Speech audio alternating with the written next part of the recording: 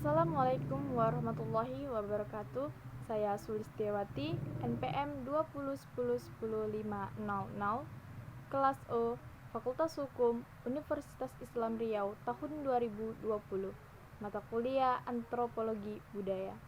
Di sini saya akan mempresentasikan hasil makalah antropologi budaya saya mengenai tema makhluk manusia. Adapun pokok pembahasan dari tema makhluk manusia ialah: A. Makhluk manusia di antara makhluk lain. B. Evolusi ciri-ciri biologi. C. Evolusi primat dan manusia. D. Aneka ragam manusia. Dan E. Organisme manusia. Baiklah, berikut saya jelaskan pembahasan dari tema makhluk manusia. A. Makhluk manusia di antara makhluk-makhluk lain. Dipandang dari ilmu biologi, manusia hanya merupakan sebagian kecil dari makhluk yang hidup di muka bumi ini. Karena di dunia ini banyak sekali jenis makhluk. Seperti yang dikemukakan oleh ilmuwan Charles Darwin, manusia merupakan hasil dari proses evolusi biologi. Sebelum manusia ada di bumi ini, yang menghuni bumi awalnya makhluk yang memiliki satu sel yang sederhana seperti protozoa. Makhluk dalam Kamus Besar Bahasa Indonesia adalah segala sesuatu yang dijadikan atau diciptakan oleh Tuhan, manusia, binatang, tumbuh-tumbuhan, sedangkan manusia adalah makhluk yang bekal budi. Dalam proses biologi itu terjadi sangat lama. Banyak bentuk makhluk yang sederhana telah kandas dan ada yang punah, ada juga yang masih hidup sampai sekarang. Sedangkan bentuk makhluk baru yang menduduki dunia ini sekarang hampir mencapai 1 juta jenis. Dari ciri-ciri ayah dan ibu yang kebetulan dibawa oleh sel kelamin, tidak semua akan tampak dalam organisme baru, tetapi hanya ciri-ciri pada gen yang kuat atau dominan yang tampak, sedangkan ciri-ciri pada gen yang tidak kuat atau resesif tidak akan tampak. Contohnya, ayah secara genotipe mempunyai gen buat rambut keriting dan secara fenotipe memiliki rambut keriting pula. Ibu secara genotipe maupun fenotipe mempunyai rambut kejur. Anak secara genotipe mempunyai gen-gen keriting dari ayah dan gen rambut kejur dari ibu. Tetapi karena gen dari rambut keriting lebih dominan, maka anak secara fenotipe mempunyai rambut keriting. Anak menikah dengan ciri-ciri genotipe yang sama. Cucu-cucu tiap satu di antaranya secara genotipe mempunyai gen rambut keriting dan secara fenotipe mempunyai rambut keriting. Evolusi ciri-ciri biologis. Proses percabangan yang demikian banyak menyebabkan sekarang ini di muka bumi terdapat hampir 1 juta macam bentuk makhluk hidup. 1. Sumber ciri-ciri organisme fisik. 2. Perubahan dalam proses keturunan. 3. Proses mutasi. 4. Proses seleksi alamiah dan adaptasi. 5. Proses menghilangnya gen secara kebetulan. C. Evolusi primat dan manusia. Sumber ciri-ciri organisme fisik dalam proses evolusi itu makhluk-makhluk yang baru timbul sebagai proses percambangan dari bentuk-bentuk yang lebih tua. Dalam proses tersebut, ciri-ciri biologi yang baru berwujud pada organisme suatu makhluk tertentu dan menyebabkan terjadinya bentuk baru yang agak berbeda dari bentuk organisme induk yang lama. Organisme dari semua makhluk di dunia tidak hanya satu sel, tetapi juga kera atau manusia terdiri dari sel. Pada makhluk yang organismenya kompleks seperti manusia, jumlah selnya mencapai 10 triliun banyaknya, dan bentuk serta fungsi dari ke-10 triliun itu berbeda menurut fungsi dan tugasnya masing-masing dalam organisme. Dengan suatu proses yang disebut dengan mitosis, tiap-tiap kromosom akan membelah diri menjadi 2 sampai beberapa triliun sampai membentuk organisme yang lengkap. Proses mitosis bagi semua sel itu sama, tetapi ada pengecualian tampak pada timbul sel-selnya atau gamet, atau sel-sel seks, yaitu sel-sel sperma dengan sel telur pada wanita. Di sini sel-sel baru tidak timbul karena pembelahan diri tiap kromosom, tetapi karena pemisahan dari ke-46 kromosom. D. Aneka ragam manusia. 1. Konsep ras. Manusia yang tersebar di seluruh permukaan bumi dan berbagai macam kondisi alam menunjukkan suatu aneka warna yang secara fisik terlihat nyata. 2. Metode-metode untuk mengklasifikasikan aneka ras. Untuk mengklasifikasikan aneka warna ras manusia di dunia berdasarkan pada ciri lahir, ciri-ciri morfologi. C. Evolusi primat dan manusia. Sumber ciri-ciri organisme fisik dalam proses evolusi itu makhluk-makhluk yang baru timbul sebagai proses percambangan dari bentuk-bentuk yang lebih tua.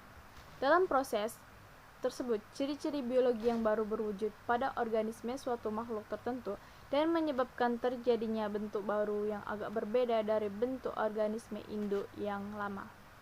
Organisme dari semua makhluk di dunia tidak hanya satu sel, tetapi juga kera atau manusia terdiri dari sel. Pada makhluk yang organismenya kompleks seperti manusia, jumlah selnya mencapai 10 triliun banyaknya. Dan bentuk serta fungsi dari ke-10 triliun itu berbeda menurut fungsi dan tugasnya masing-masing dalam organisme. Dengan suatu proses yang disebut dengan mitosis, tiap-tiap kromosom akan membelah diri menjadi 2 sampai beberapa triliun sampai membentuk organisme yang lengkap. Proses mitosis bagi semua sel itu sama, tetapi ada pengecualian tampak pada timbul sel-selnya atau gamet, atau sel-sel seks, yaitu sel-sel sperma dengan sel telur pada wanita. Di sini sel-sel baru tidak timbul karena pembelahan diri tiap kromosom, tetapi karena pemisahan dari ke-46 kromosom. D. Aneka ragam manusia. 1. Konsep ras. Manusia yang tersebar di seluruh permukaan bumi dan berbagai macam kondisi alam menunjukkan suatu aneka warna yang secara fisik terlihat nyata. 2. Metode-metode untuk mengklasifikasikan aneka ras. Untuk mengklasifikasikan aneka ras manusia di dunia ini didasarkan pada ciri lahir, ciri morfologi yang terdapat pada tubuh individu.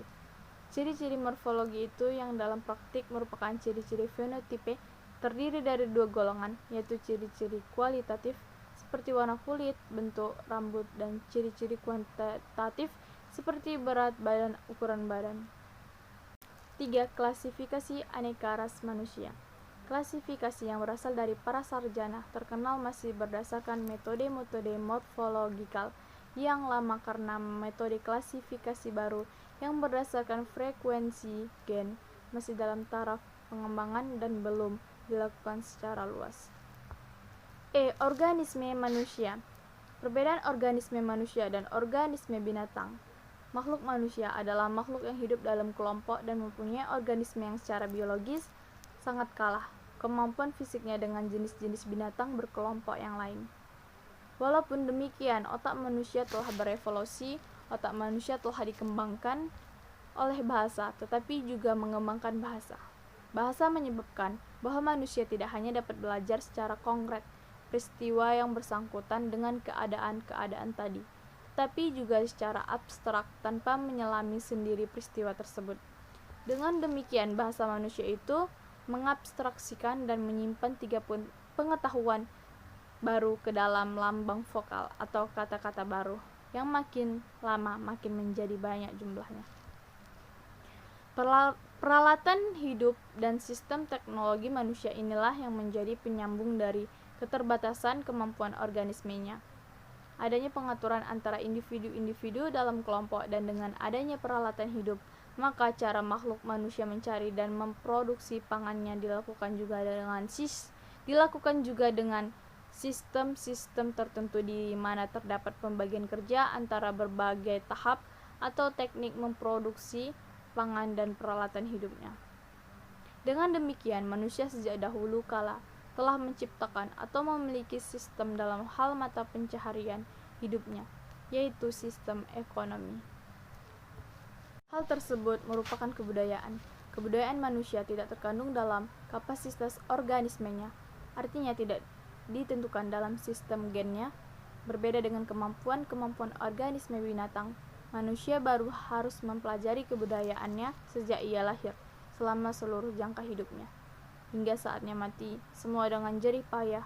Walaupun demikian, dengan kebudayaan manusia dapat menjadi makhluk yang paling berkuasa dan berkembang biak paling luas di muka bumi ini. Dan kesimpulan saya adalah, manusia merupakan makhluk yang pagar sempurna di antara makhluk-makhluk lainnya, karena manusia memang diciptakan dengan berbagai kesempurnaan dari Tuhan. Namun, dalam hal ini, menurut ilmuwan Charles Darwin, bahwa manusia memiliki proses evolusi yang diawali dari primata atau sejenis kera hingga akhir dari evolusinya menjadi yang pagar sempurna, yaitu manusia. Manusia pagar sempurna atau sekarang ini disebut dengan Homo sapiens. Hingga hari ini manusia selalu dikaji dan diteliti dari berbagai aspek.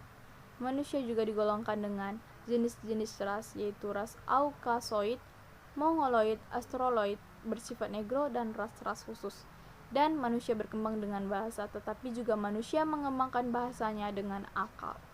Baiklah, cukup sekian hasil presentasi makalah antropologi budaya mengenai makhluk manusia.